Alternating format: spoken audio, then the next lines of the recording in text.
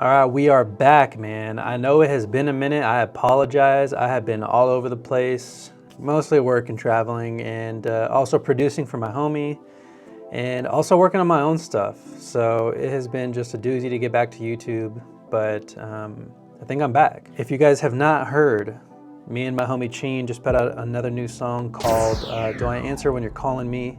And something that I wanted to do, mostly because I love when producers do this, is just open up the session and go through it and kind of show how I did it and what I was thinking throughout it.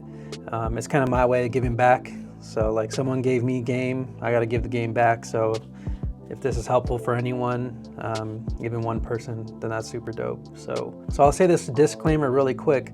So this beat was actually a beat that I made in another YouTube video. I'll probably put it on the screen here and I'll link it down below in case you're curious. But if you want to watch me make this beat, like from having no idea to then coming up with a beat, you can watch the video down below. That'll kind of show you my raw initial like idea as it's happening. Obviously, since I've made the beat, the final song has changed a lot, so that's kind of why I'm making this video. But this beat was from an older YouTube video. I think the video is called How I'm Learning as a New Producer, E minor or whatever.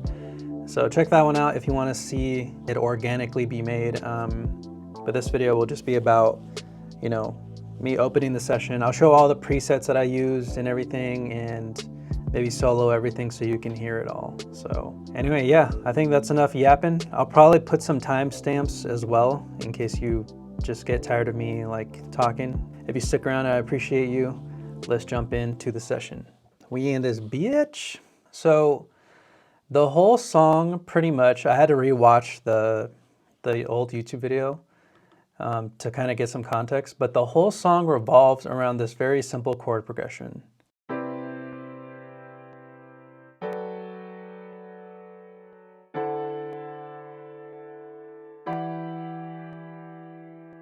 So that's kind of like the backbone of the whole track. The preset I'm using for this is also the same piano that's in the intro. I do have the analog V collection, so if you have that, all those sounds are in here too. I think I used that mainly for this beat. But piano 1982, just kind of wanted something a little vintage sounding. That's kind of how the song starts, with just this piano. So something I wanted to say really quick, something that I'm kind of proud of in this track is the only sample that is in this song, or melodic sample I should say, is that choir intro, that choir that's in the intro, and it's sprinkled throughout the beat as well, but that's the only sample in here. All the other melodic parts of the song are made and played by me. I was really excited for that just because, you know, playing with samples is cool, but, you know, when you make that shit yourself, it just hits different, you know? When you play it yourself, it hits different. So this choir sample, like in the video, if you watch it, I just found it on Splice.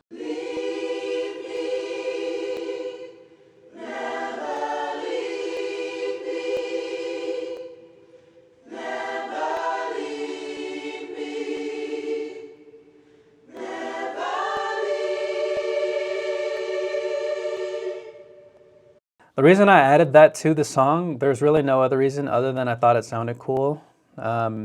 Making the song, I obviously didn't know what it was going to be about because I didn't even know if my homie was going to like it. Obviously, the song needs an intro, so what I did was I recorded the piano, that 1982 piano, with the choir into one track so that I can manipulate it together as one. Then what I did was throw on this OCS-45 tape emulator. It's a free plugin.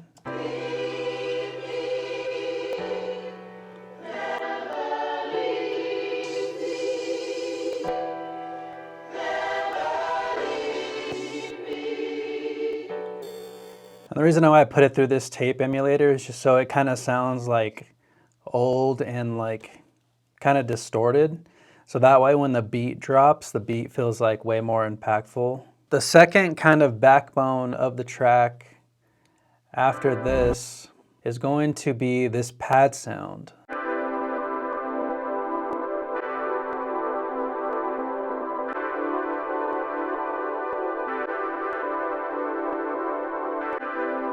So to kind of explain this a little bit, fuck, I don't think I remember.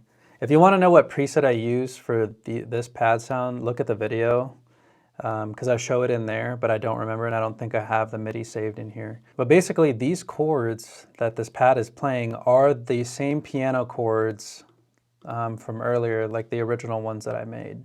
What I ended up doing was I played those chords, I copied the MIDI down into that preset on the pad, and then I bounced it to audio, reversed the track that I recorded, and then chopped up the chords and then rearranged them back into the way I originally played it. If you watch the video, this makes a little bit more sense because you can see it. But this is what I ended up with after doing that.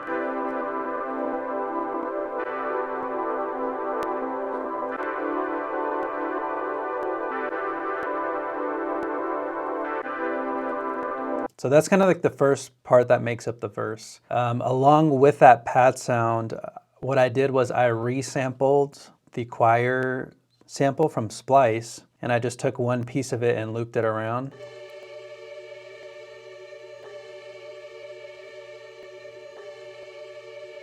And that was just to fill some space and to fill up a little bit of the high end. Like you can kind of hear it in the background.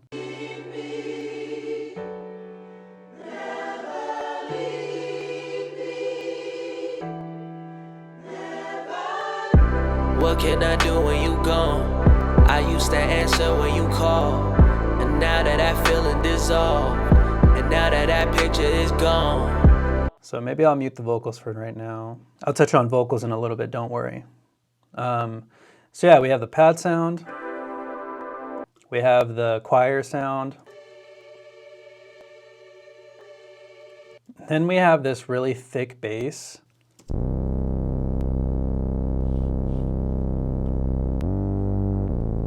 Even the bass is called MIDI sub. And all this is doing is just following the bass notes of the chords that I made.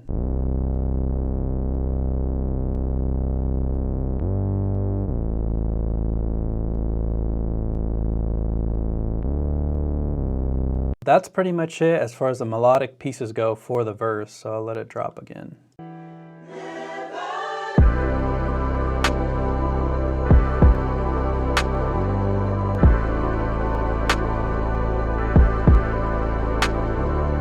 Let's talk about drums for a second, because there's not that much going on with drums, especially as far as the verse goes. There's not really that much going on at the beginning.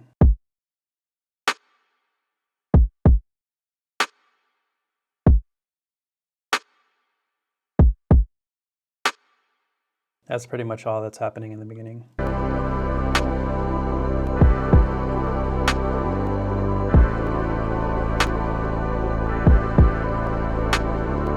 So there is one cool thing happening on the drums right here, on this one snare right here, to kind of transition from the first verse to the second, I guess it's the second verse.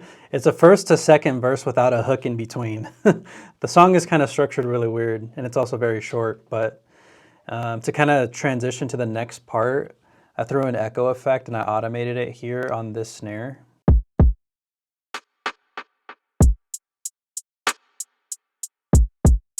And then after that little transition part, we have the hi-hat coming in, which goes pretty crazy. And I don't even think, maybe I quantized it. I think I quantized it and then I shifted it over just a little bit. That's why it kind of sounds like it's dragging just a little bit. But in my opinion, that's what it gives it, like that really cool swing.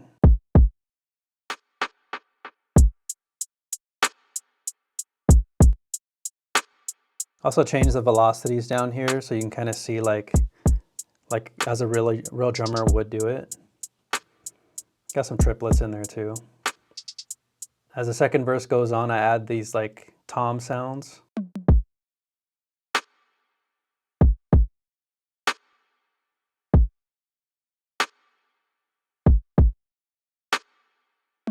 So yeah, let's go back to the verse.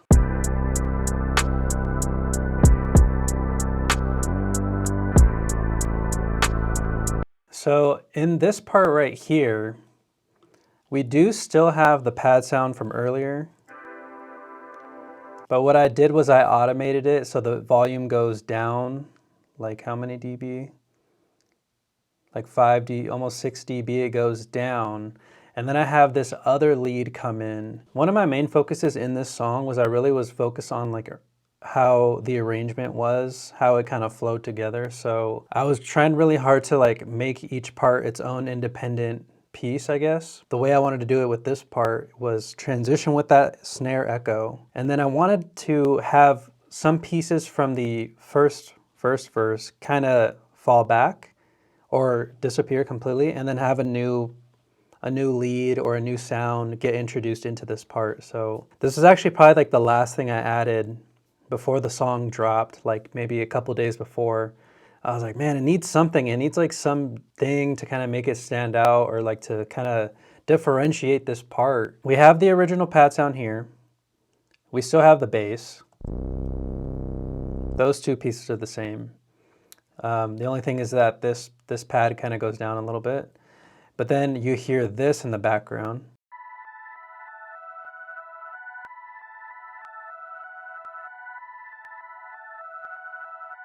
A lot of times when I'm trying to write a lead or put a lead in the song, but I don't want it to be super obvious, what I'll end up doing is, see, like here's the original MIDI I played. I'll just play it for you so you can hear it.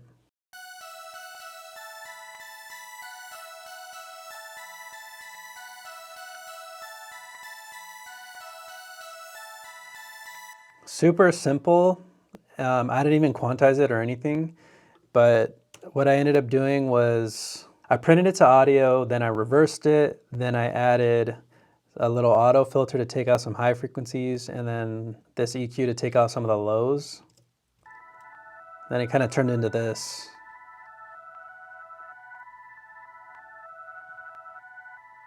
I thought it sounded cool because you have like this big open space, so CHEEN can kind of do his thing on the verse, but you still have something floating back there a little bit.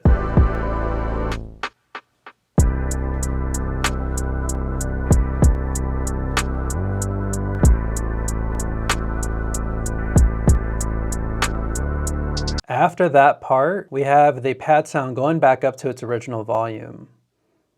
And then this lead part drops out right here.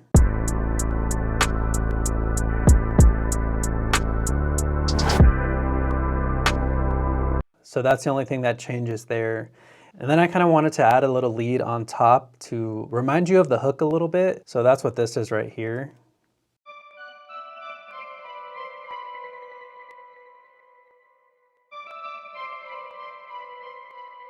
And then that is going to be the Piano Beyond Time preset in the Analog V collection. So in context, lead goes away, lead comes in.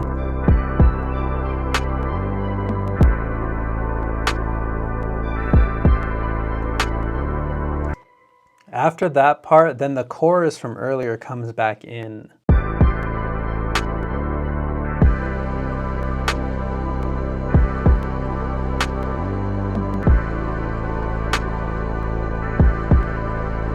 So yeah, I feel like things move enough, but not so much that the listener is distracted. So it took a lot to get to this point. There's so many different ideas and like tracks that are unused, but yeah, that's pretty much like the intro, first verse, and the second verse. So now it's the second hook, but really it's like the first big hook and last hook. You can kind of see that this pad sound I created at the beginning it's pretty much in the whole song throughout.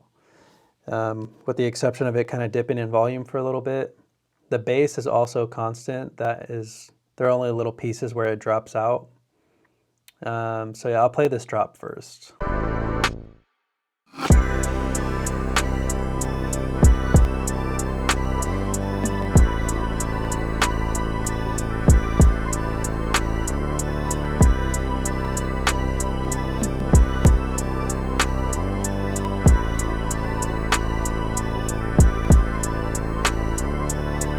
There's technically 3 additional leads happening, or 3 additional sounds that are taking up space here.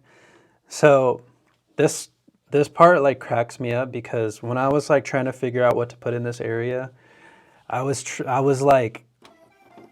going crazy, like doing all this complicated shit on the keyboard, or like trying to like come up with something. I was like, man, what do I do in this part, man? Like I was racking my brain, like open up the session, try a different lead, close it, like for like months.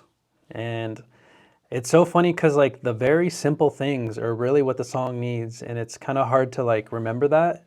when you're writing and like making shit. So much of this is so simple and easy, but it like adds so much and fills up so much space. Kind of like I said, I was doing a bunch of complicated stuff and then I did this very simple lead.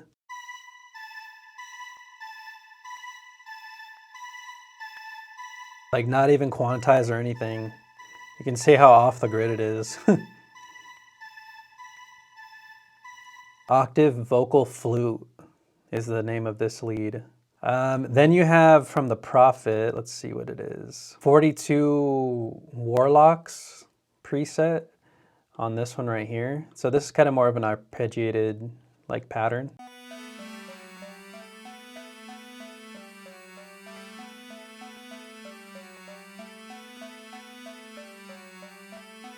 And that's really just to fill up some space too. Then right here, similar to this lead over here, this one is kind of just going along with the vocals. Do I answer when you're calling me? And then this is from the June -6 Iconic Strings.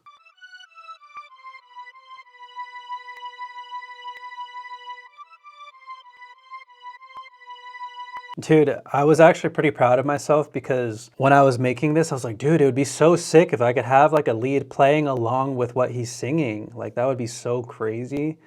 And then I was like, how do I do that? Dude, and I went like note by note, bum, bum, bum, bum. And I was like, no, no, no. I swear it took me like 15 minutes, like nonstop doing that. I was like, holy shit, I got it. I'll solo this, I'll solo that lead, and then I'll solo the other arpeggiated keyboard thing.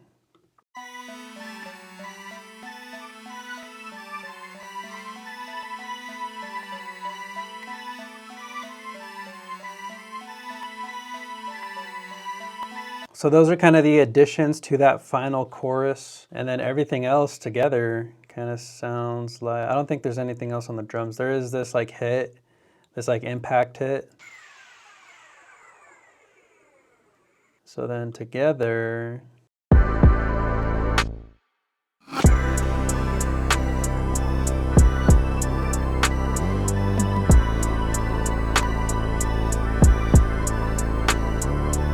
yeah, that's pretty much it. I don't think there's really much else. Before I talk about the outro, I will go over vocals a little bit. As far as vocals go, what do I have on here? I have a little bit of EQ. And now that that picture is gone, ay. So I will say that CHEEN records his own vocals at his place and he just sends them to me. So I can't remember, I think when he sent them to me, they already had effects on them. There are some pieces I added like delay, like. And now that that picture is gone, ay. Do I answer when you calling me? So yeah, these doubles right here, that's kind of what makes it sound like super big at this part. Do I answer when you calling? Do I answer when you calling me? Do I answer when you calling me? Yeah, you can see I have them like all panned differently. I think I wanted to do 3 on the right and 3 on the left. Yeah, and I have these other vocals here that were just like ideas. Let's see what they sound like. I don't wanna lose myself. I don't wanna break no deal. Everything that I did is what I could. I just can't stand where I was, So that didn't make it in. Let's see what this is. Tie my waist, little screws. Fighting with myself just to prove I could do it all if I choose. Let myself down, nah, I can't do this. Yeah, just ideas we kept playing with, going back and forth. I'm like paranoid about deleting stuff because I always think I'm going to use it later. As far as vocals go, man, that's really all I could say. So CHEEN, he came up with mostly all of this. Like he sent me the vocals or his idea, like with those layers and everything. Like he came up with the hook. I don't think I did any writing as far as like lyrics go on this song whatsoever. It was all him. The things that I added to the song vocal wise was mainly like, okay, we're gonna cut off right here. You know, I'm putting delay right here. I'm gonna have this bounce off the ears like this. I think I had him like redo a couple lines, and then that was pretty much it. Like credit to him vocal wise, and for coming up with that hook. Like that shit just sticks in my head every time I hear it. Like goes so crazy. But yeah, that's pretty much it vocal wise. Like some of the things. So obviously I added the This delay right here.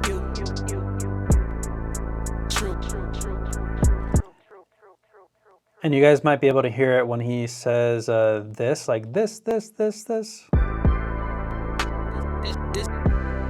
This isn't who I want to be. So like leading into that, I kind of have this little stutter. Did that shit way too many times. This isn't who I want to be. I guess I just gotta be free. That's pretty much it vocal-wise, man. He did his thing. Credit to my mans. He went crazy on it. So on the outro, I bring back the piano from the beginning. That's all this is right here.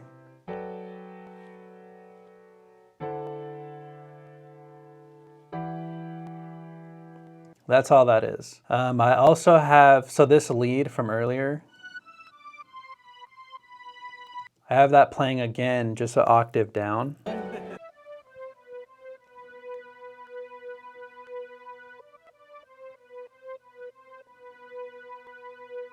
So in this clip right here, me and CHEEN were hanging out in Vegas. Obviously we're bar hopping, going to different clubs. Sometimes when I'm hanging out with friends, I'll bring some microphone, like this microphone I'm wearing right now, and I'll just pass them around and just have friends wearing them just to have like very candid conversations to look back on. I really wanted to add some type of voice memo to the song, and I was like, oh, yeah, let me pull up some of those Vegas clips. So I pulled up this one. There's no other reason why I wanted to use it other than like, it just goes hard. Like I'll play it without any effects on it. So the only effect that's on it is this reverb.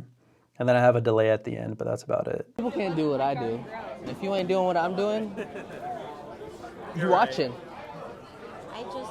That's just, oh, show me some of those clips. Oh, yeah. The recent ones, because I first got nervous because people walking by, but then I said, fuck all them. Dude, it's Vegas. Yeah, because if they can't do what I do, they just watch. To give you a little additional context, we were actually shooting some clips for another song we were working on. So that's the context of the conversation is like we were shooting some clips on the strip, and he was like, "Oh man, can I see those clips?" Like I was nervous like when we started out, but then I started like getting into it. So I almost wish he said this in a rap, like if they can't do what I do, they just watch. Like that shit just goes so hard. If they can't do what I do, they just watch.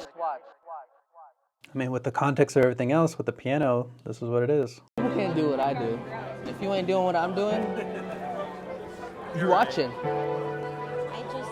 That's just, oh, show me some of those clips. The recent ones, because I first got nervous because people walking by, but then I said, fuck all them. Dude, it's Vegas. Yeah, because if they can't do what I do, they just watch.